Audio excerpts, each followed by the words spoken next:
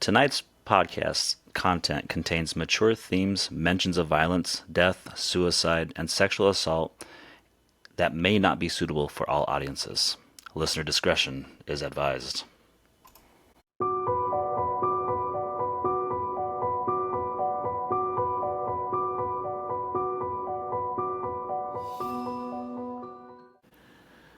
On August 29th of 2005, Hurricane Katrina made landfall on the southeastern coast of Louisiana. Over 1,300 deaths were caused by the storm overall. This includes the initial storm itself and the horrible aftermath. The storm surge crippled the levees around the city of Big Easy, causing widespread flooding. Some properties, like hospitals that the public and patients were sheltering in, stood during the storm itself, but were later inundated by floodwaters. Most lives lost can be blamed on the flooding. In the end, approximately 80% of the city was underwater, containing raw sewage, chemical contaminants, dangerous debris, and rotting bodies of the dead for weeks. Souls who had not abandoned the city before Katrina's landfall were now stuck with little access to food, shelter, or basic necessities. Hurricane Katrina managed to flood an already supernaturally charged city with more spirits. With more than 1,300 new souls, dozens of new, dark, and haunting occurrences began to happen, some before the waters even receded. I am Michelle.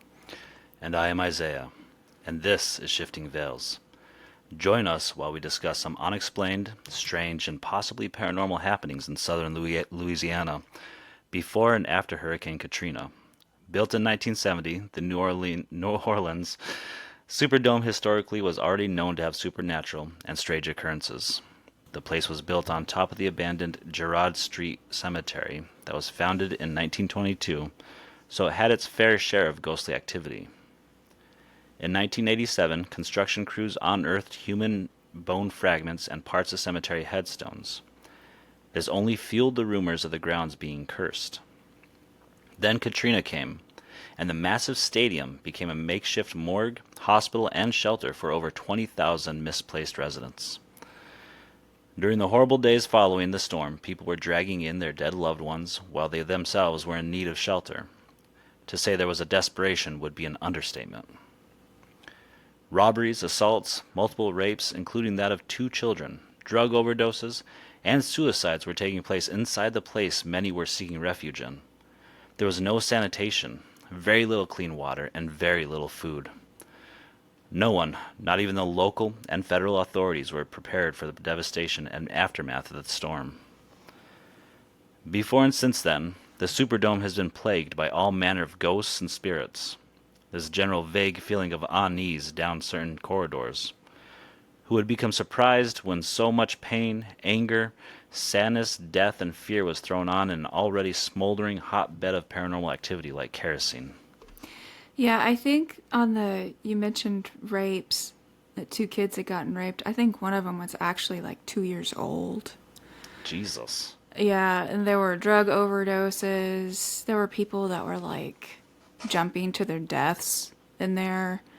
I think some people got shot, probably more than what were actually reported on. I think every day, everybody, including the National Guardsmen that were in there, were given like 2 9-ounce bottles of water a day. And everyone got like 2 boxed meals. I'm assuming there's something like MREs or something like that. And they were running out of formula for babies. So it was like there wasn't much. And it wasn't just the people that were sheltering there. It was also the emergency personnel and the National Guardsmen. So, Well, sure. I mean, so sanctuary wasn't a sanctuary for very long then. no, it didn't, it didn't flood. I mean, at least it was one of the places that didn't flood, but Yeah. all around it was flooded. So for a really long time, people couldn't leave, and some people were just kind of losing their minds. Like, I've got to get out of here, because from a lot of things that I read, there was like feces everywhere. Mm-hmm. I mean, there was trash everywhere. There were bodies. It was just. I imagine the the restrooms wouldn't work the proper way either. So Yeah, no, nothing was working. I yeah, mean, everything was flooded. There was no, I don't think there was much indoor plumbing happening at that time anywhere, really. But yeah, people were kind of losing it and wanting to get out, and they were I know the National Guardsmen that were there were trying to, tell people, look, we can't let you leave because we'll have to go out and just rescue you again. sure. It's flooded everywhere. So they just kind of felt trapped. I, yeah, I mean, you're looking for sanctuary, and yet you're getting holed up and almost imprisoned in a way. I imagine there's a lot of sleeplessness going on because, you know, people are being attacked Mm-hmm. and you just, yeah, I don't know. Maybe even afraid that your one remaining bottle of water is going to get stolen, you know? Yeah. I couldn't imagine being in there with kids. It's just, yeah, it's crazy. It's hard to think of. But before that, the Superdome was supposedly haunted because it was constructed over a cemetery. No. So, Why not? I mean, this just added to it. Maybe that was just to help the football team. I don't know. I don't know. For a long time, it was said that there was like a curse. They actually had they had a voodoo queen come in and do a ceremony. No, really. Yeah, during before one of the games to try to get rid of the curse. Yeah, yeah. Wow. I didn't write any of that down, but I'm aware of it. So if you want to look that up, that's kind of interesting. In the wake of Katrina, Memorial Medical Center in uptown New Orleans came into a nightmarish reality. The hurricane knocked out the power and the running water and sent the temperatures inside above 100 degrees. When the levees broke and everything flooded, the generators in the basement failed. With the power loss and generator failure, ventilators no longer worked, and there was no life support. Everything needed to be done manually.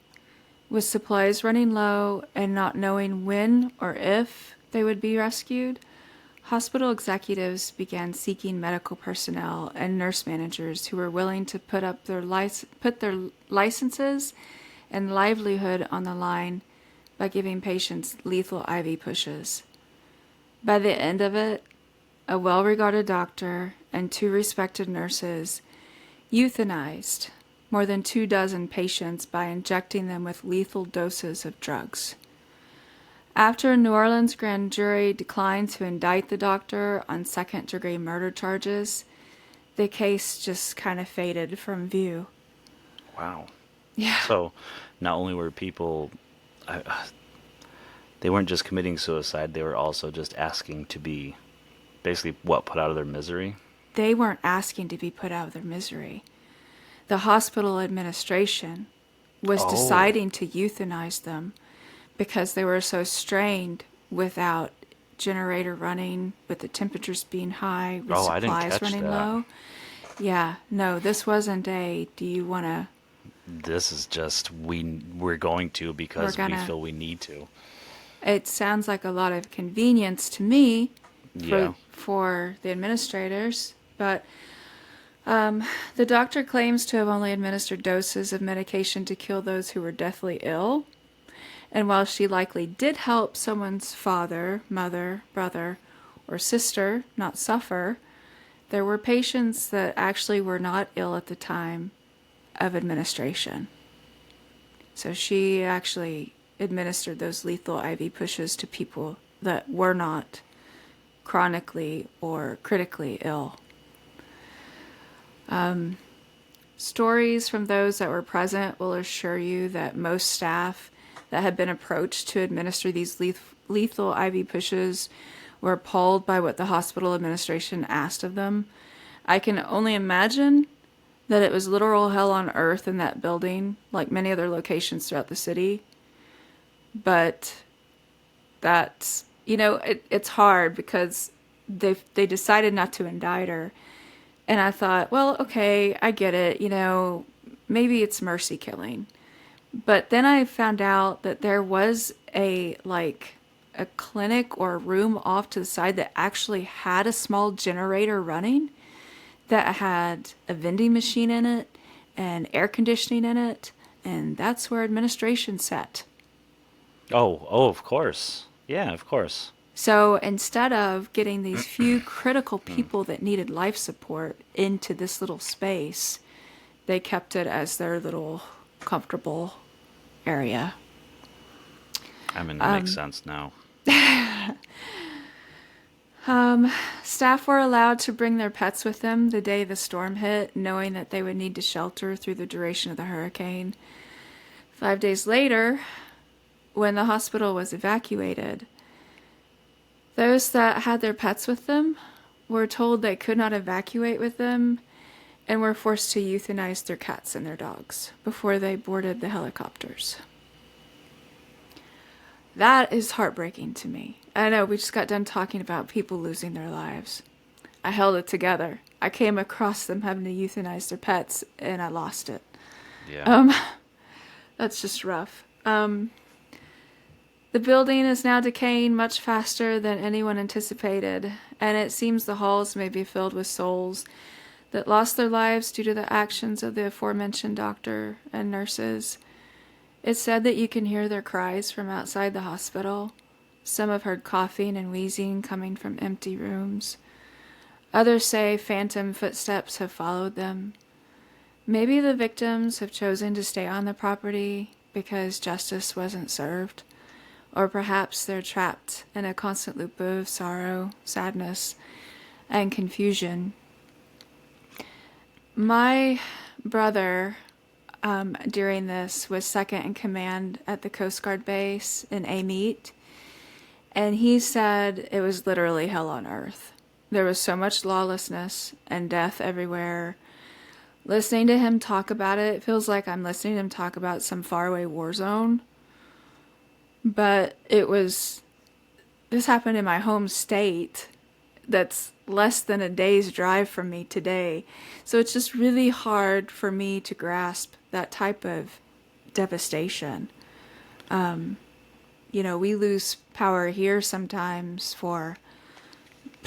when we lose it for a long time, it's like 8 hours. That's really pushing it. And we're all like, oh my gosh, when are we getting the power back on? Right. I'm dying, and it's just, we're so comfortable so much of the time. And it wasn't just that they didn't have power. It was, no plumbing. It was lack of food, lack of water. And I know they were telling people days ahead to get out. But there's such a large population that couldn't get out. They didn't have the means to. Mm-hmm. And so... I mean, it's one of those things where we had such a... I lived up in the Midwest. And seeing it from our point of view, the outside point of view, is a totally different thing. It looked awful. It looked horrible, terrible. You'd hear about it, the days and days of no power, anything like that. Yeah. But then you think about it, and being there, being in that moment, it had to be hell on earth. It had to be like we see so many post-apocalyptic movies, and it seems like that's what it would be like. You're seeing that lawlessness. You're seeing people trying to get food, getting water, trying to survive with what they have. They're seeing like friends and family die. They're seeing their pets die. Like they're seeing all this happen. It's a very, very apocalyptic sort of moment. You have to understand that, they were telling people to leave for days ahead of it. That was still with the anticipation of levees holding. And there were places that were being used as shelter, people that were staying, that had, they chose to stay because they'd been through so many multitudes of hurricanes. They've lived there their whole life. It's just, it's a culture. It's a way of life. It's like, where I am now, we have tornadoes all the time. People are like, why would you live where there's tornadoes? This is just what we do. Mm-hmm. And if we happen to get hit, we rebuild, if we make it through. and the community helps one another. And it's like that down there too. So some of them chose to stick it out because they had fared fine. But when those levees broke, there were places that didn't usually flood that did flood. There were people that stayed in their homes that they expected to stand during the storm, and they did in fact stand during the storm, but then they flooded. So they went to the second story of their home, and then the water got up into the second story, and then they climbed up into their attics to get away from the flood water. There are 911 calls of people in their attics with no way to get out of their attic to get on the roof because they were just trying to get away from the water, telling the 911 dispatch, if they even got someone on the line, because that all went down too, that they were going to drown in their attic. It was just, there was a lot of stuff that people didn't think about, didn't plan for, because we have these levees and we have these generators and we think it's all gonna work, and everything just failed. Well, I mean, that's the thing. Like, I understand what you're saying because, like, where I grew up back in South Dakota, we had tornadoes all the time, Yeah. and we had winters that were devastating. Yeah. When people say, "Oh, we got a couple inches of snow," and it's like, okay, but Yeah. like back then, we had whiteout blizzards where there was no moving through it. You couldn't drive to work, you couldn't do Yeah. anything, and they were still saying, you still got to go to school, You and gotta it's go like, to work how? and school. Yeah. Yeah. Yeah, But no, it's so, funny because here we get a couple inches of snow and they're calling school out because the bus drivers have got to go out in the country and pick up kids in the snow, yeah, yeah, So it's crazy. But other places in the country that get this all the time, nah, right. put on your snow boots and go to and school. and so I get that. And so like, but locations like that, when you live there, you've grown up there, it's exactly what you said. You stay, you endure, because Yeah. that's what you do. That's what you've Yeah. always done, and that's what your community does, and that's what your village does. That's what your city, your town, whatever. That's Yeah. what they do. They endure because that's what they've done for years and years and years. But when it comes down to this, and you have a sudden just moment that just changes everything in a split second like that, and now things change, and now things are different, and these people are willing to endure before all this happened because that's what they do. But now things change, and now they're put into a different sort of place, an unsuspected place by everybody, or unexpected place. Sorry, not unsuspected, but Yeah. Yep. And they just couldn't, a lot of people just couldn't be gotten to. They couldn't be rescued. right. I mean, it just couldn't happen. I know my brother said it was absolutely hell on earth. That's exactly what it was. And it sounds like it from what you're saying, telling us already.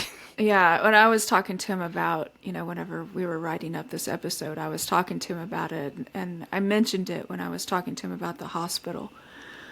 I said, it just seems like, it had to have been hell on earth. And he was like, oh, it was hell on earth. It absolutely was hell on earth. There was so much lawlessness, people getting murdered.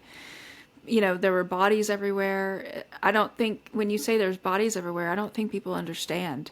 There were bodies everywhere. Right. Yeah, it's just, and yeah. So this next story I'm going to tell you is of a couple people that actually did stay. I'm going to tell you the story of Zach Bowen and Addie Hall. But before I do, I want to reiterate that we do have an explicit content warning for this episode. Zach met Addie while they were both bartending in the French Quarter. Addie was a free-spirited dancer and artist, and she was also known to not take her medication for mental illness and occasionally would suffer emotional outbursts as a result. Zach had been previously married and divorced and was an army veteran that had seen war in Iraq and Kosovo and suffered from PTSD. Friends of theirs remember the ridiculous fights they would get into. Their relationship, fueled by drugs and alcohol, was pretty tumultuous, even from the beginning. It sounds like from the outside looking in, it was obvious that Zack and Addie were destined for destruction. It kind of does seem that way. It definitely doesn't seem like a good start. The two of them dated for several weeks before Katrina came, and when it did, Zack and Addie decided to ride out the hurricane together at her apartment.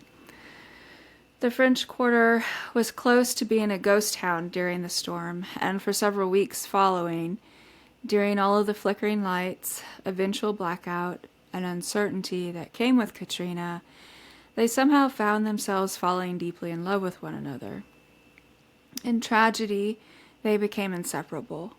They more or less made a name for themselves, serving alcohol and meals to others that decided to stay and stick Katrina out. They were even photographed for national magazines like the New York Times and newspapers in the wake of the storm. They were kind of like the local power couple. Mm-hmm. They kind of got a little bit of celebrity. When the lights in the city turned back on, so did reality. Zack and Addie were forced back into their pre-Katrina lifestyle.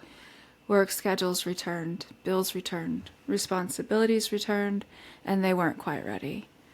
They began having violent fights again, and they started to drift apart. And they thought maybe if they got a new apartment and started over from scratch, it would help them rekindle their love for one another. So they found an apartment above a famed voodoo temple and decided to lease it. However, all hopes of igniting any semblance of a healthy relationship faded shortly after unpacking. Addie discovered that Zack had cheated on her. Upon learning this, she went to her landlord's office and asked that he be taken off of the lease, but the landlord suggested that Addie go home and try to work it out with him. I have my own opinion on that advice. On October 5th, 2006, Addie arrived home and told Zack that she wanted him to move out of the apartment. Zack didn't take this very well and subsequently strangled Addie to death. Extremely drunk, he had sex with her corpse several times before passing out next to her body on the futon. He got up the next morning and he went to work. In the following days, he cut up her body in their bathtub with a hacksaw and knife, placed her head in a pot on the stove, her hands and feet in a separate pot on the stove. Her legs and arms were seasoned and placed in a roasting pan in the oven, and finally her torso was put in a black trash bag in the fridge to be dealt with later. And on October 17th, I think it was like 2 weeks later, after he murdered her and dismembered her, he committed one more act of violence, but this time it was against himself. He jumped to his own death from the 7th floor of the Omni Rural Orleans hotel, and he had an 8-page handwritten note and his dog tags in his back pocket, and the gate keys to the apartment he shared with Addie in his front pocket. The letter was addressed to, quote, police only, and at the very heading of the first page, it stated, I'm going to let you read this part. This is not accidental. I had to take my own life to pay for the one I took. If you send a patrol car to 826 North Rampart, you will find the dismembered corpse of my girlfriend Addie in the oven, on the stove, and in the fridge, and a full signed confession from myself, Zack Bowen. Upon arrival at the specified address Zack left in his letter, the first thing officers noticed was the air conditioning was set to 60 degrees and on full blast.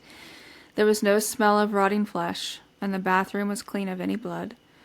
On the walls were the spray-painted words like, I love her, I'm a total failure, and look in the oven. As they went into the kitchen, they found potatoes and carrots chopped up on the counter next to the stove and thought perhaps this was some strange joke left by a now dead man. What was discovered next is something they'll never forget. They began lifting pot lids, opening the oven and the refrigerator door, realizing this horror story was indeed real. At the apartment, police found her journal with writings added from Zack. Today is Monday, the 16th of October, 2 a.m. I killed her at 1 a.m. on the 5th of October. I very calmly strangled her. It was very quick. Halfway through the task, I stopped and thought about what I was doing. The decision to halt the first idea and move to Plan B, the crime scene you are now in, came after a while. I scared myself not by the action of calmly strangling the woman I've loved for 1.5 years, and then desecrating her body, but by my entire lack of remorse. I've known for forever how horrible of a person I am. Ask anyone. And decided to quit my jobs and spend the $1,500 cash I had being happy until I killed myself. So that's what I did. Good food, good drugs, good strippers, good friends, and any loose ends I may have had. I didn't contact any of my family, so that'll explain the shock, and had a fantastic time living out my days. It's just about time now. Wow. So after he strangles her and desecrates her body, he goes and parties and has strippers and just enjoys himself. Yeah. Unfortunately for Zack and Addie, their fast and at times dreamlike romance could never play out the way that they wanted it to. Deceit, cheating, mental illness, betrayal, alcohol, and drugs became a recipe for a tragic and murderous affair. Later tenants of the apartment that Zack and Addie rented together have experienced some paranormal activity, feelings of being watched, voices, and walls pressing in have all been reported. Currently, it's being leased by a voodoo priestess who has turned it into a museum of the paranormal with tours of the apartment. So you can actually go in and tour this apartment. I haven't been to it, but I think people go in and they leave offerings on the stove and in the refrigerator. Like, they'll leave cigarettes and bottles of alcohol and cash and whatever, just offerings to Addie, I guess. You're right. I mean, she's got to find peace somehow. I think anybody's trying to help in any way they can. Yeah, I don't know if having the place being like a museum open for tours really helps her, but yeah. Yeah, I don't. But I know don't what you're saying. Yeah, that's the idea. That's the general idea, definitely. But yeah, it's just so if you're an investigator or just someone that likes that stuff, you can definitely go check it out if you want to. After the storm, federal, state, and local agencies coordinated in large-scale recovery operations. Oftentimes, teams with wading boots on would go door to door, entering each home and building, searching for bodies. Once a property had been searched, a large X was spray-painted on the building. An account from one of these teams told the story of approaching a very run-down and small home. As they got closer to the property, they began to feel more and more uneasy. Both said to have felt like they were going to come upon something wrong, not like dead body wrong.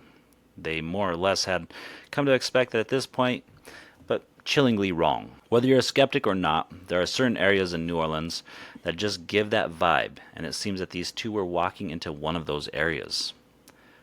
Despite everything within them screaming in protest at the thought of entering the shack-like home, they had a job to perform and proceeded to step across the threshold and inside. The first thing they noticed was a smell of human decomposition, and then an earthy, moldy odor. They could see various bones hanging from the ceiling that seemed to be from small animals and beads and strange carvings in the bare wood on the walls.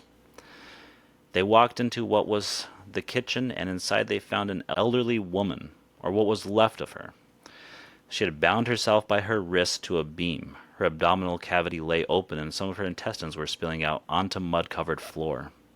Her eyes were open and her face frozen in a death grimace that almost looked like a sinister smile. Now, as if their story wasn't horrific enough, what they said happened next literally terrified them. If she starts talking, that's messed up. Tell me she doesn't start talking. As they stood my God, does she start talking? That was a long pause.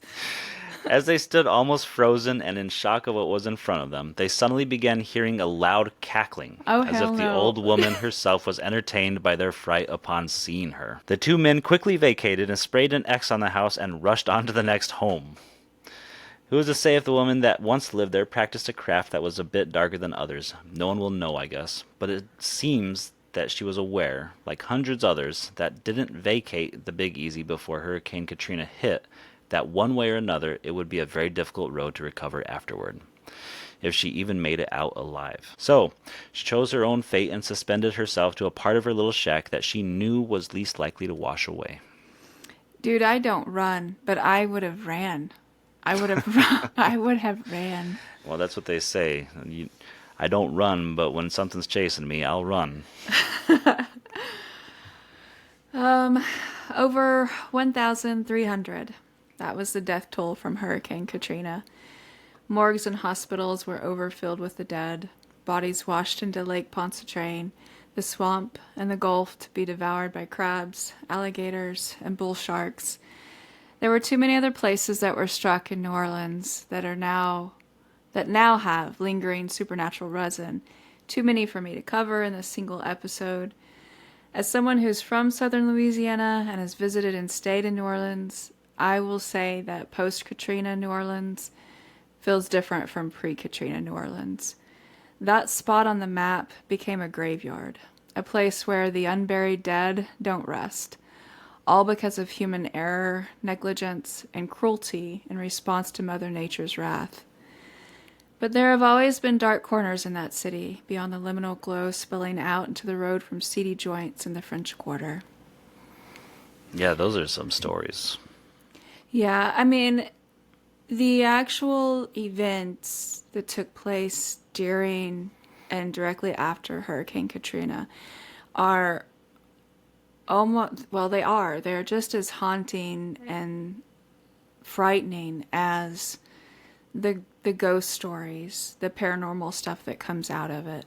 Oh, sure. And people that have never been to New Orleans, people that are skeptics and believers both, everyone knows that southern Louisiana is just steeped in, everything's haunted. Mm-hmm. There's just everything. There's a story for every building, everything. And I know people that have gone down there not believing and came back believing. I have a cousin that went down there with her husband to New Orleans, and they went into a voodoo shop in the French Quarter, and the lady in there told her, welcomed them, and she was like, y'all can look around, pick stuff up, look at it, but don't touch the table in the back of the store. Well, my cousin's husband thought that it was funny. He was a skeptic, doesn't believe any of this stuff. They're in the back looking at stuff, and he's like, hey, ha ha ha, touches the table. They came back from that trip, and one thing after another happened. His truck broke down. He lost a whole bunch of customers with his business. I mean, just bad stuff started happening to him. And my cousin was like, we got to go back down there and you got to apologize to that lady. So they actually made a trip back down to New Orleans just to go to that store. And he told that lady, he's like, you said for us not to touch the table. I thought it was a joke. I laughed about it. I touched it. I'm really, really sorry. And immediately all the bad stuff stopped happening. He started getting some of his customers back. So, I mean, you can take that story for whatever it is, but he believes now, I guess is all I'm trying to say. I was waiting for you to say that we went back down the second time and the store was no longer there. Oh, that would be horrible. That that would be horrible and maybe well deserved. Yeah. Because he just Well, didn't listen. Regardless of whether you believe or not, listen or pay attention to the signs. It's like when you see, this is off the topic, but like when you see similar things, when you find those secret little things that are in your home that you just moved into, and you're like, oh, I wonder what this is. I should pop this open, and you pop it open, and you find hair and teeth and stuff like that, and you're like, oh, well, whatever this is, and you toss it. It's like you just fucked something up, man. Yeah. The last time I was down there, I went to the Holt Cemetery. I don't know if you know anything about it. It's it's a free cemetery basically. Anybody can bury their family there.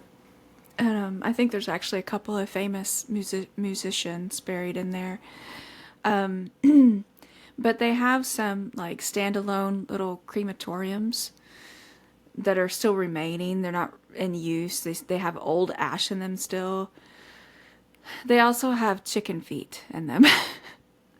I noticed whenever I was walking around the cemetery, there was like chicken feet in this one crematorium I went past. And it's really strange because most cemeteries down there are above ground, and Holt Cemetery, they're buried in the ground. It's just, you don't see that very often because when it floods, those caskets they float up. These were buried long ago. They're not encased in concrete. They're just in the ground.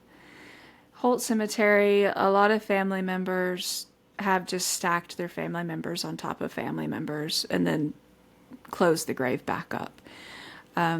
It's a really, it's a spooky little cemetery. Most of the headstones are like homemade, basically, or people just like surround the grave with rock. Trying to think. I did go down like to the French Market.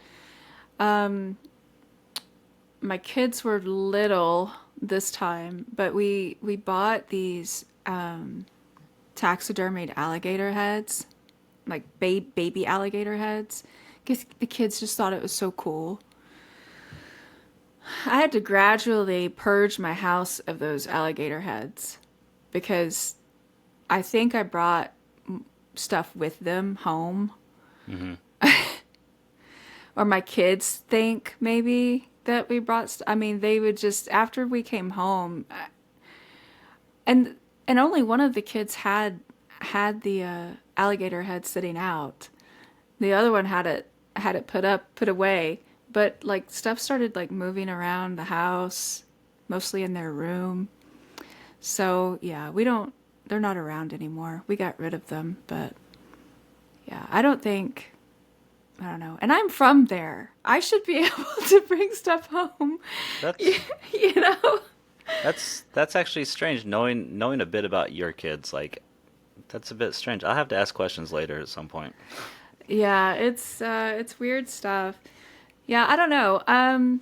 Honestly, on that trip, I think the creepiest thing, or the not creepy, like the eeriest place was I went to where the Battle of 1812 was held. Like a lot of it took place, and I kept just expecting to see something walk out of the woods that kind of surrounded it. It just felt like you were being watched. It wasn't like I was scared.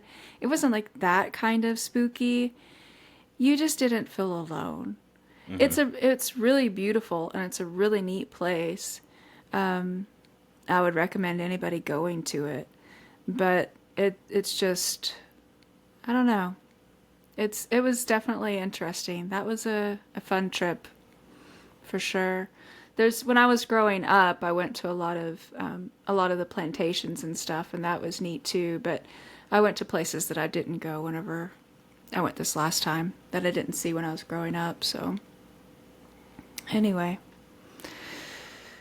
You said we had articles. You said there was articles, right? The websites. yeah, I've got a website for that museum where Zack and Addie's apartment was, and then I've got the New York Times article that was done where they were interviewed. There might be a couple photographs of them in the article too. I'm not certain.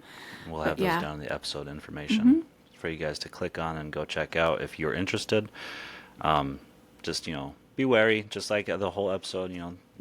Viewer discretion advised as well if there are photos as such. I doubt there's going to be anything too gory, but If you look hard enough, you can probably find it. I'll say always be careful as to what you look up. as always. All right. Well, that'll wrap tonight's episode up.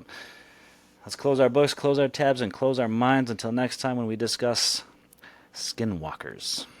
Or as we're going to call them, flesh pedestrians. Yeah. I'm Isaiah. And I'm Michelle. And this has been Shifting Veils.